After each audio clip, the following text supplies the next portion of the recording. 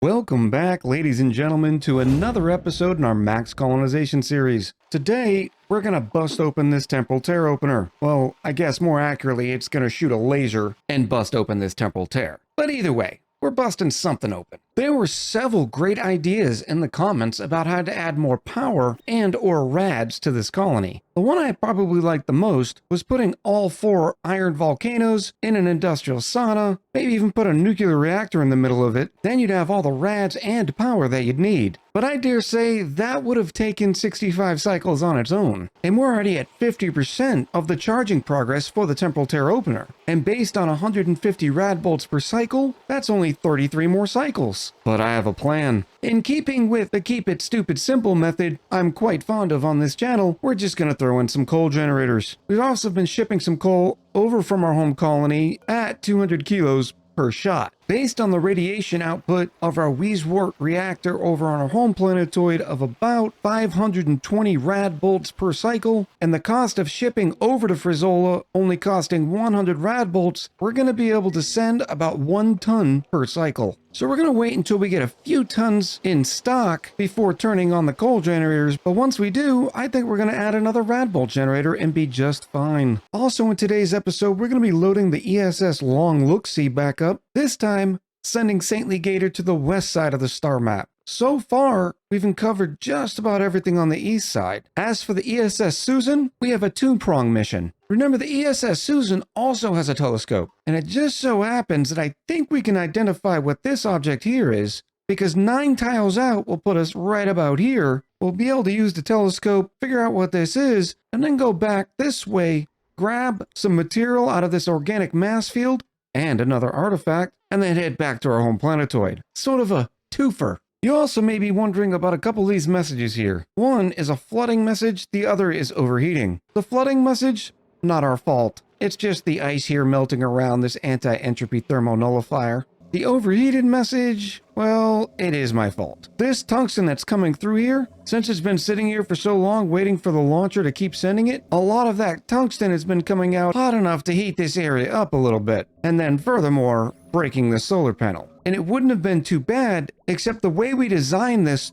the coolant that was coming through this whole area also gets stopped at the interplanetary launcher. What I should have done is put a couple of buffer tanks in there. That way, the whole area continuously gets more coolant. Allison's dropping off the first payload. We have the payload on the same grid. All that coal is going to come across this line and get dropped right here. The auto swooper is going to take it from there. We made sure to put some automation on this line connected to the smart battery. That way, the coal generators only have to run when they absolutely have to, when this battery's between 90 and 60, hopefully conserving as much power as possible. Each coal generator creates 600 watts of power, which should be plenty to keep at the minimum 2 rad bolt generators going. But there's a way we can make even more power out of each of these coal generators, and that's with the addition of a power control station. Because we have an infinite source of a refined metal, iron in this case, we can use that iron to make little microchips that'll increase the power coming out of each of the generators, as long as they're in a power plant. So we gotta move some things around to make sure this is all small enough to be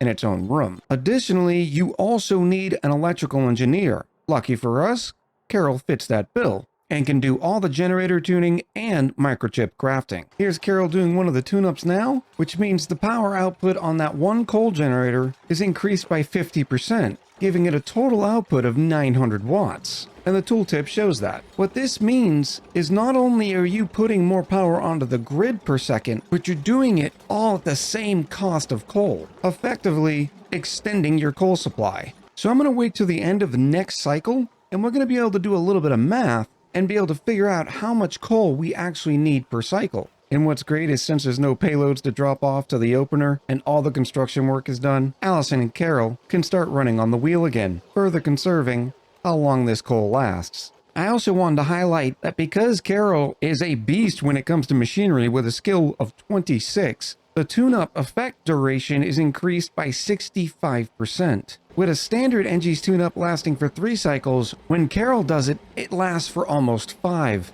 Here it is a full cycle later, and now we can figure out exactly how much coal we need per cycle. We go to the properties pane for each coal generator, we can see that they were all running 11% of the time during the last cycle. We know that coal generators require 1 kilo of coal per second. So if we take 600 seconds in a cycle and times it by 11%, we know that each coal generator was running for 66 seconds, which, as we just described, is 66 kilos.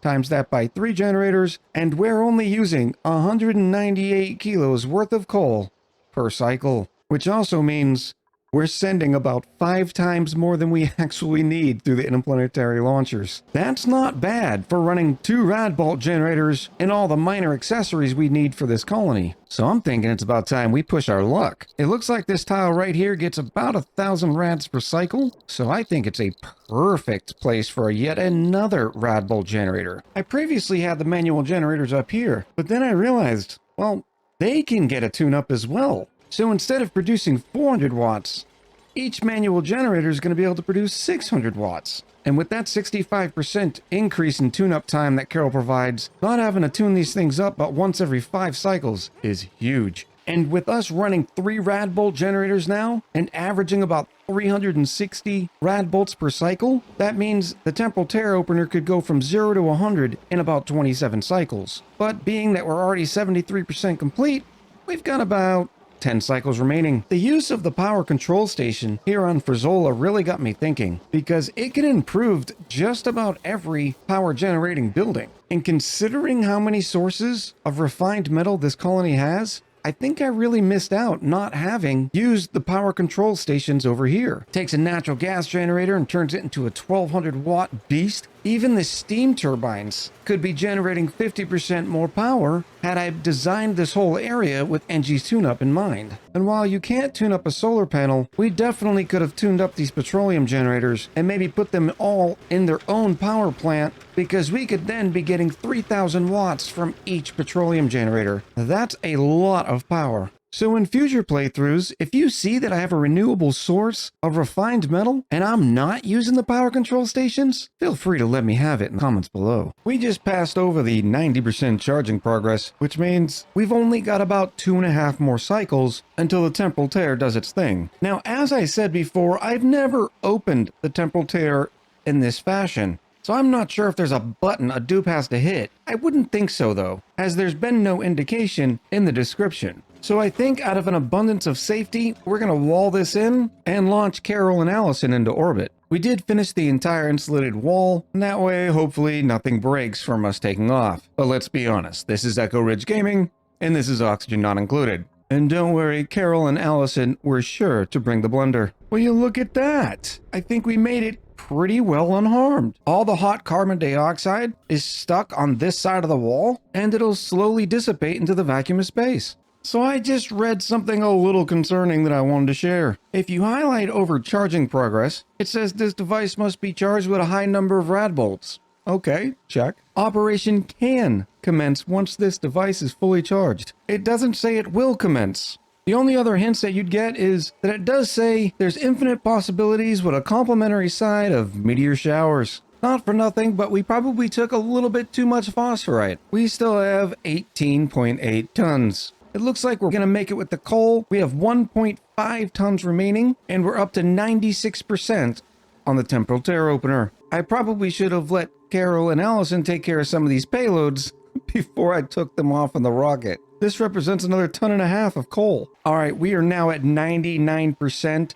So I'm going down to slow mode, and then we're going to wait for the magic to happen. That way, hopefully I don't miss any footage of it. So I was getting a bit worried because it's been sitting at 100% charged for a minute, and then now is just storing more rad bolts. But then I click on it and notice there's a button named fire. There's 2 things. 1, I'm going to be able to fire it, or 2, it's going to be an errand where a dupe has to come and do it. If that's the case, that means Carol and Allison are going to have to come back and deal with a meteor shower. Are you sure you want to fire this? Yes, I'm ready for a meteor shower. No, I need more time to prepare. Nope, let's bring the rain. Look at all the pretty colors.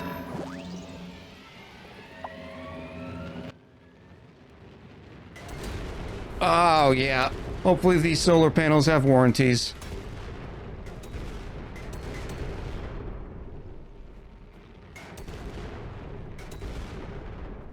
I suppose I could have protected the planetoid with bunker doors, but where's the fun in that? Some cool things that the meteor shower did leave. There's some fullerene here, more fullerene, some wonderful regolith too. I think that's about it. It did take out every last solar panel though. That was wonderful. And for our efforts, we now have a beautiful open temporal tear. There's nothing in the description, but it is making some exciting sounds. The only question now is, who are we going to send through the temporal tear? Let me know what you think in the comments below. I think the next episode in this series will be its final episode. I'm thinking that we send a rocket through the temporal tear, finish exploring all the other unknown objects, maybe even build a statue. So now's the wonderful time where we get to start courting ideas for what the next series is going to be like. You may have noticed that we did start a mini-base modded series, so we may just continue with that one as the primary series and keep doing more tutorials, or we could run 2 series in tandem. I hope you had a great time with this episode, so until next time, I'll talk to you soon.